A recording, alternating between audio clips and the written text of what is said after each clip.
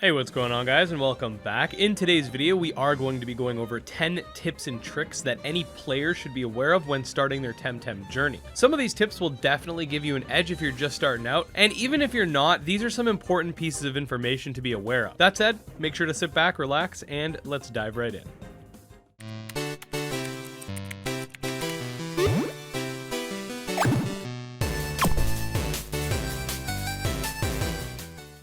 Number 1, evolution.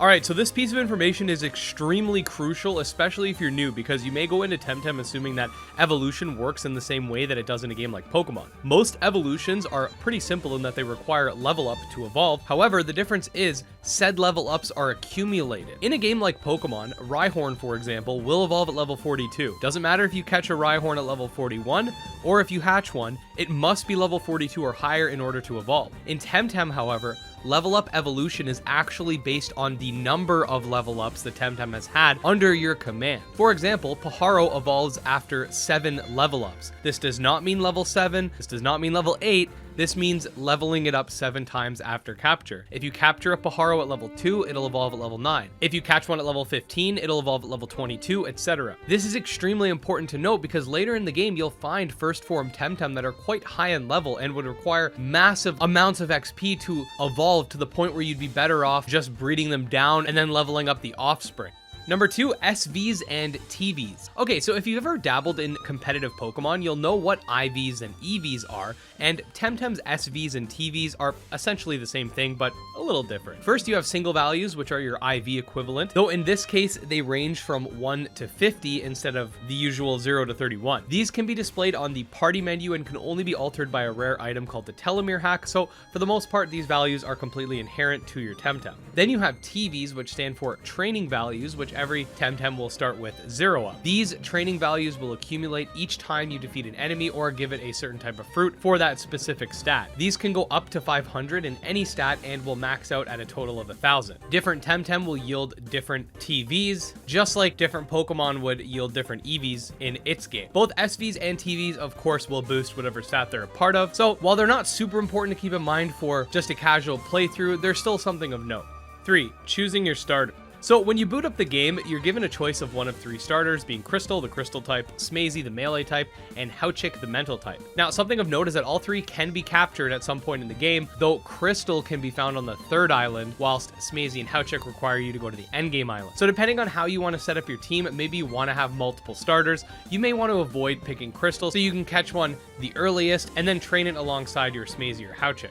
Number 4, battle persistency. Another important piece of information is how stat boosts, statuses, and other afflictions work in Temtem's battle system. For example, if you boost your stats, what happens to that stat boost when you switch? In Pokemon, they all reset, however in Temtem they don't. Stat boosts and status effects will remain active throughout the course of a battle, so you could potentially buff your Tem and then switch it out and reap the rewards of those buffs later on in the battle. Statuses are much of the same. If you inflict burn or even doom, the Temtem that was afflicted with that status cannot escape the turn-by-turn damage or death through switching. Stamina regen also works this way as well, so don't be afraid to boost and swap around.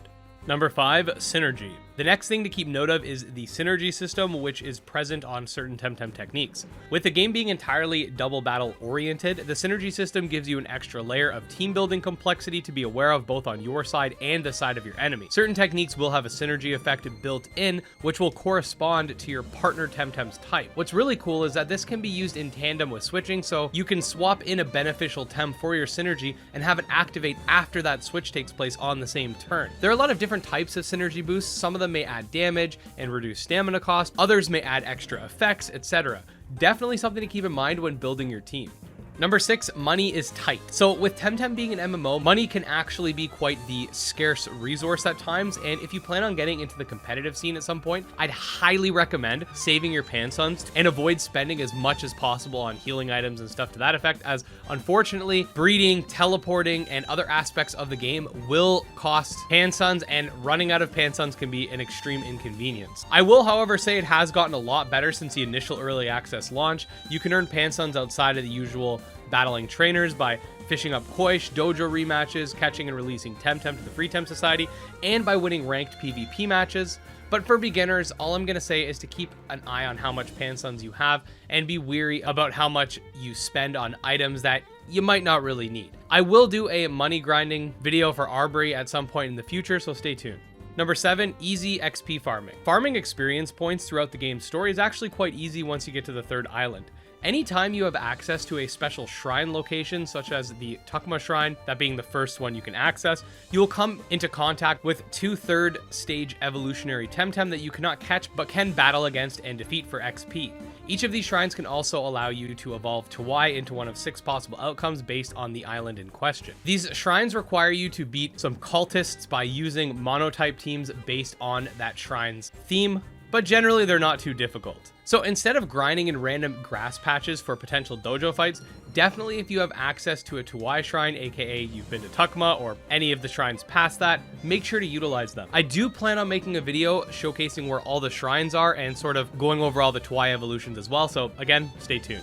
Number 8, move priority. Now, the techniques in Temtem, of course, are going to be noteworthy. You'd expect that from any monster taming game, but there are 2 major factors that you really have to keep note of, that being holds and move priority. Hold is quite simple. Each move in Temtem has a certain amount of turns in which it needs to sort of charge it. Moves that can be used any turn look like this, whereas any extra line that comes with the move will require X amount of extra turns to essentially use it. Switching a tem will also add to this, giving you essentially 2 turns for the charges, so keep that in mind as well. Anyways, move priority is actually really interesting as well, and I went over this a while back in a previous video, and I'm quite happy with how I explained it, so I'm gonna actually let Past Ed explain.